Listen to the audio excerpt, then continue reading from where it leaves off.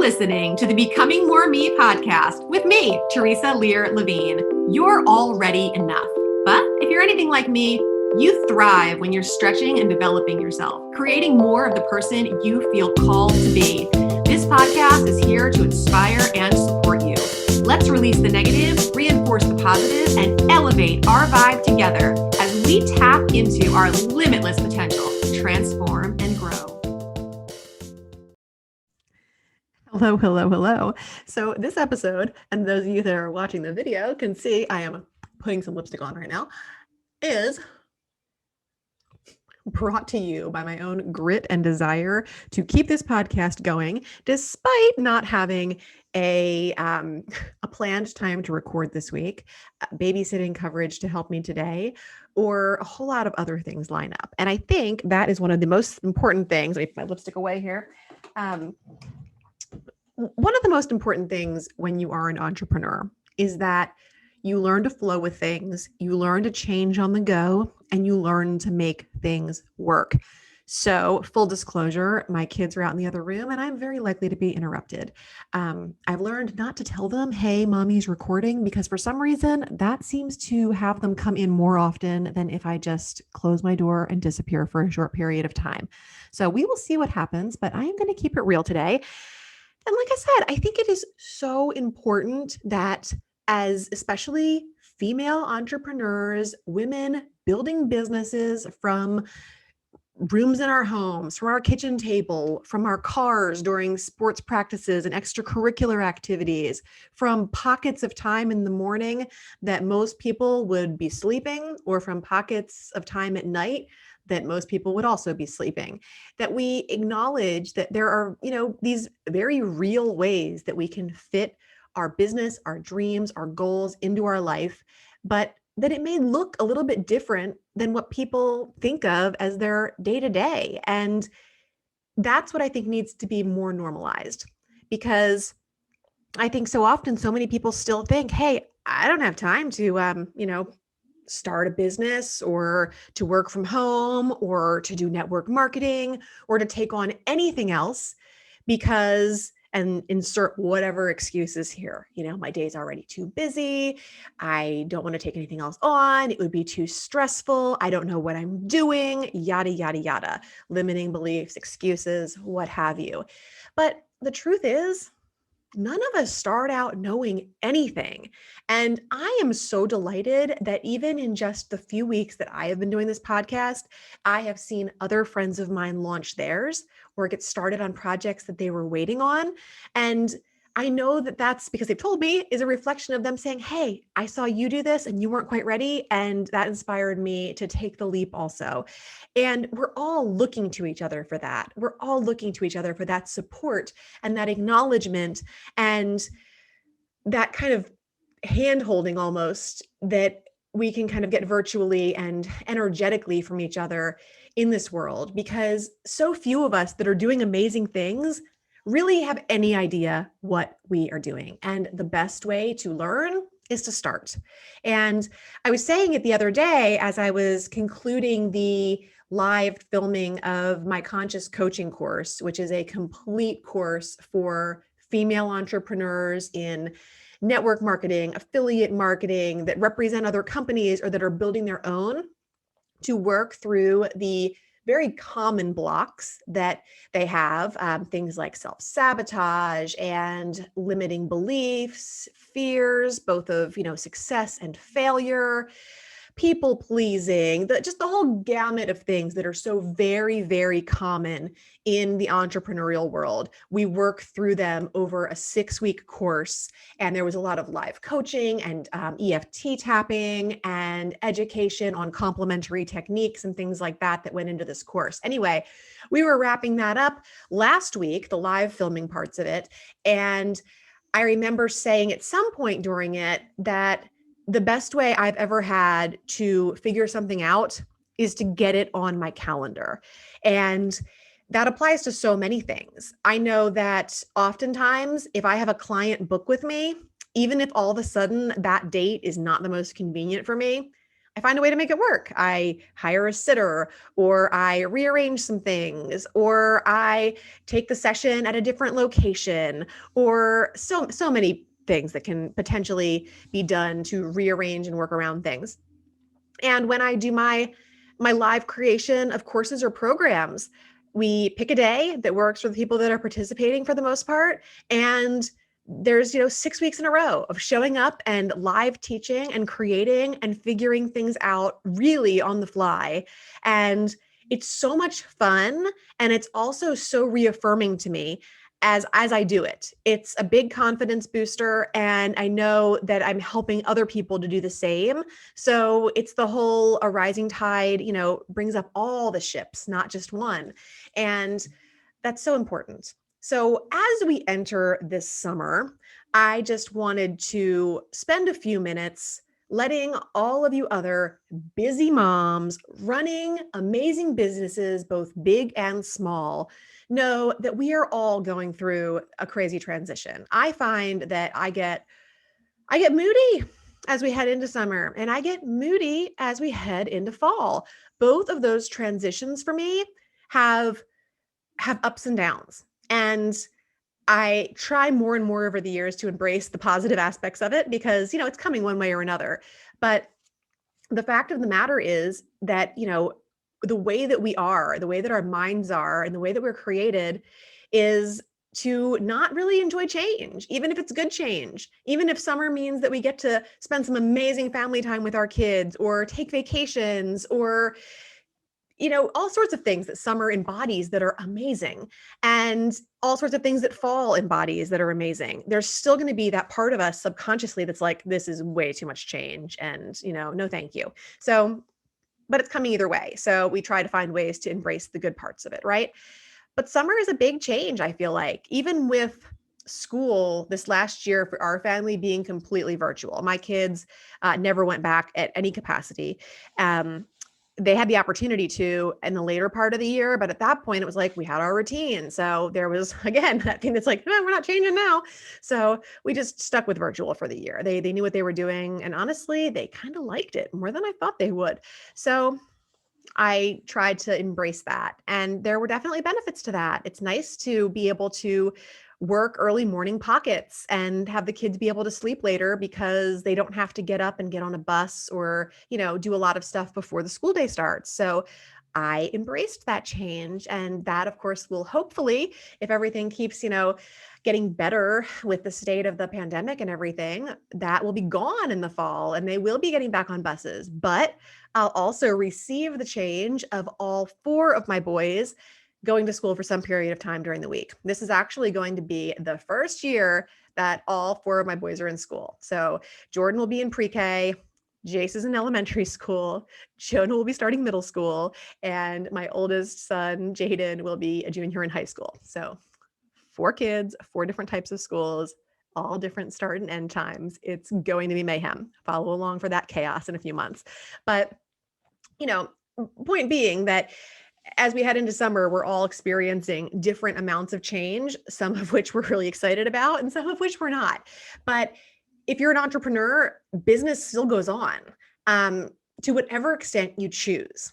Because as I've said before, and we'll say again, when you run your own business or work in network marketing or as an affiliate or what have you, it's always optional.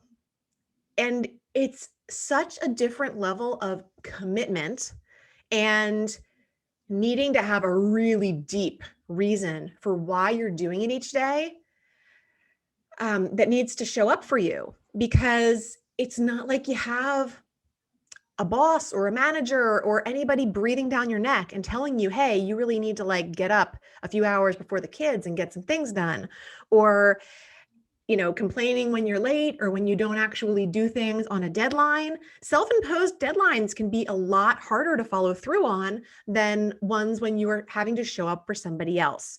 So I find that just like with exercise or nutrition or a regular structured job, with an entrepreneurial career, you need accountability. So I definitely suggest finding that somewhere. You can lean on a spouse. You can lean on a fellow entrepreneur friend. You can hire a life coach, a business coach, a strategist of some sort to work with to hold you to those things. But you really got to have somebody kind of, holding you to the fire to get things done if you're not completely motivated and really, really tied in to your reasons why you are doing what you do.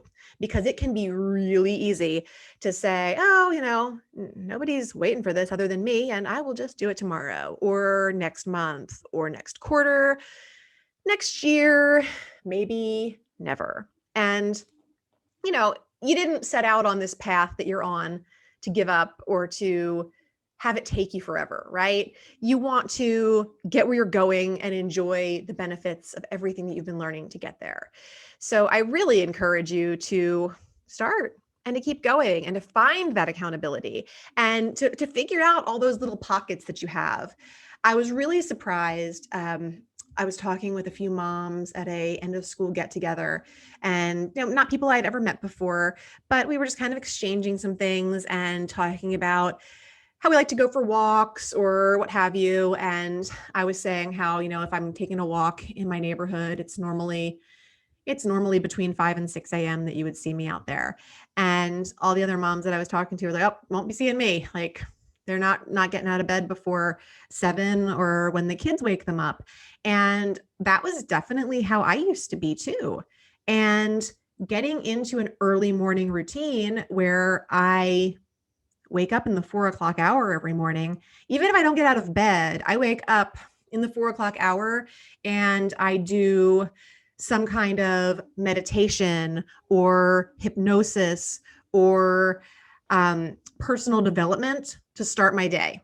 And some days I do that for 10 minutes while I'm still laying in bed. Some days I do that for an hour while I'm in bed. But it is a conscious way that I'm spending that time and using it to set my day upright. So I might have my alarm go off, or I might just naturally wake up, because that actually happens. It's crazy for me to say that, but I normally naturally wake up before my alarm almost every morning. So if my alarm is set for 4:30 or one of my favorite times, 4:44, I usually wake up several minutes, if not the minute before it goes off, and it never makes a sound. And, but that's not something that used to be the case. I mean, before I had kids, I'd sleep until I had to get up. And once I had one kid, I felt tired all the time and hadn't quite mastered anything about parenting or multitasking or whatever. So I was sleeping until my son woke up. And then I was always starting the day kind of grumpy, kind of feeling behind. Like, it would have been really nice to have gotten, these few things done prior to him waking up and kind of taking control of the day. And then it was probably after I had child number 3. Oh, so there's one now. Just 1 second. See, I know this was going to be on the fly. And, child number 4 needs an ice pack because he banged his lip earlier. So I'm going to get that for him. 1 minute, Jordan. Okay. You're going to come? Mommy's taping her podcast.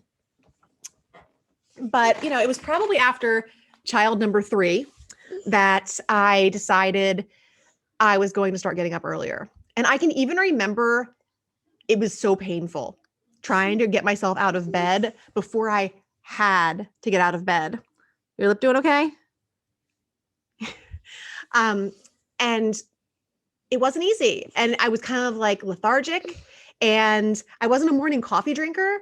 I've never really been a morning coffee drinker. I like iced coffee, and I normally like it like mid-morning or early afternoon, but I like pre-workout in the morning. But back then I didn't. So I was just kind of getting up and depending on water and waking up to get my day started. And it was weird. And it wasn't something where I became a morning person overnight, but with, I have help here. For those of you who are just listening to the podcast, I have a, 4-year-old sitting in my lap now because, like I said, I went off and did this, but it became sacred time to me. And now it's almost kind of funny to me when I'm talking to other moms and they tell me how they let their kids wake them up in the morning. I'm like, oh my God, I am my grumpiest if on those very rare occasions, probably maybe 1, 2, 3 times a year when my kids wake up before me. Because I love to get my day started. I like to get my workout in. I like to stretch. I like to do personal development. I like to know what is waiting for me ahead for the day, what I plan to accomplish, what's going on, who needs to go where, all the things. There's so much to figure out when you're, not just a business owner, but also a mom of a bunch of young people. So, can mommy finish this, buddy? So anyway, I'm gonna go get this guy an ice pack. But my point is, if you're not ready, just begin. If you don't know how to do something, just give it your best. Like you can see, I'm here hanging out with my 4-year-old, restraining his arms so he doesn't talk into my microphone, and delivering a podcast. Can you say hi? Say hi. You gonna shake your head? Say hi, Jordan. You got to watch the video to see him just shaking his head. Anyway, and I'm giving you guys the best that I have to offer because I know that I have nuggets from doing this kind of work in the capacity that I have for the last several decades to offer you a lot of tips that can really make things easier for you, more doable for you, and give you greater confidence and clarity on your journey to wherever it is that you're trying to go with your hopes and dreams. So on that note, I'm going to go nurse a lip that's swollen from jumping off a bed and kneeing himself in the mouth and get on with our day. So thanks for listening and good luck pursuing and bringing to fruition whatever it is that you're working on today, this week, this month, this year. I am rooting for you. Take care. You're rooting too? Woo, woo, woo. Wait. I can't leave you guys like that. The recovering perfectionist in me, even this end segment here could totally get interrupted by my kids. It's the morning after I recorded the first part of the segment. The kids are still sleeping, but at any moment you could hear a thump from upstairs. That means someone has descended from a bunk bed and is getting ready to take over the morning. However, like I said, the recovering perfectionist in me, which has come a long, long way, guys. I mean, if I was still living in the very low standard world of trying to be perfect, there is no way this podcast would have ever even made it to episode 0, nonetheless, episodes after that. But there's a part of me that feels like I can't leave you with a half-done kids interrupting episode. And there's also a part of me that feels like I should have a lot more really big, juicy nuggets to give you guys in these initial episodes. I hate the word should. But the point for me of these initial episodes is for us to get to know each other and for you to be able to share your comments and feedbacks with me, your reviews, your questions, and for me to be able to share what my real life looks like. And I do think that this episode did a good job of showing you that. And I think that's important because I plan to share so many nuggets and suggest things to you and give you things to work with, even in part, a little bit of advice. And I would never myself take advice from somebody who I didn't know a little bit. And I wouldn't want you to either. And I think that building that trust and also sharing the vulnerabilities and the imperfections of real day-to-day life and pushing through those and working with those, because our imperfections of our day-to-day life lend themselves beautifully to the things that we're trying to accomplish if we don't try to work against them, is part of what's inspiring about being on an entrepreneurial journey, and part of what is just, it's so important. So this too is imperfect. This too is unscripted. And I just want you to know that there's so much coming. I mean, when we start going deep, guys, look out, because I have so many things to share that I think sometimes I pull back because I haven't figured out the boundaries on what's going to get shared in a single episode. And when I get passionate and get on a roll or get on a rant or get into something that just really lights me up in all sorts of amazing ways, then it can be hard to figure out where the stopping point is. So I'm really trying to figure out how to break things down for you guys and really give you some amazing stuff to work with in the upcoming episodes. But in the meantime, guess what? You get to see that I hash all this out. I figure all this out amidst 4 young, wonderful boys that I love being around and love intertwining in my days. And the main thing today, as we talk about getting into summer and changes of schedules and things like that, is to allow yourself to step back and look at this changing season, look at what that's going to mean and how that's going to show up in your life, and prepare yourself for your days. Doesn't mean that you have to schedule every minute of every day, but because of the intentionality that it takes to run your own business or to start something new or to go back to school, whatever it is that you're pursuing, because of the intentionality that takes, we do need to plan. And we need to do some things that are really honestly kind of boring, but it's in those boring things, it's in the routine that we create that the habits form. And those habits support the life we say we want to live. And that is incredibly important. So I just want to put that out there and let you know that you can do it and that we will be doing so much together in the coming weeks and months. And I hope that serves to inspire you. And I really hope that the summer is just as productive and amazing and wonderful a season for you as the fall, winter, and spring are. And when those seasons come, guess what? It's going to be time to reevaluate. It's time to reevaluate anytime something shifts in your life. And sometimes reevaluating feels like wasting time. It feels like, oh, I've got all these things to do. How can I possibly plan? But I tell you what, put a little bit of time into planning your day, week, and month, and what you'll be able to get done in each of those days is going to far surpass what you will do if you are just, running scared or trying to catch up or not really understanding what your reasons for doing things are or what the most important things are that you could be doing that would really move the needle for you in the direction that you want to go. You've really got to get tied to purpose. You've got to get tied to the way that you want to feel, because the feelings that you want to create will bring the things into your life. And so many times we look for the things to bring the feeling, and that's just not how it goes. So I bid you adieu, and I thank you for hanging in there with me in my crazy life and for listening to these episodes. I know this is valuable time for you, and spending it with me means the world.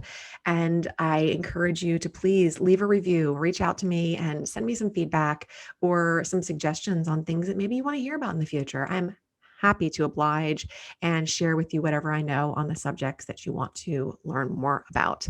So thanks again for being here with me today, and for bearing with me and my kiddos the other day. And I will see you on our next episode. Have a great day. Thanks so much for listening. If you loved this episode, please share it with a friend or post on social media and tag me so I can personally connect and thank you. Until next time, keep taking bold and brave action steps towards becoming more of who you want to be in this world. You are capable, you are worthy, and you are enough. Keep shining your light.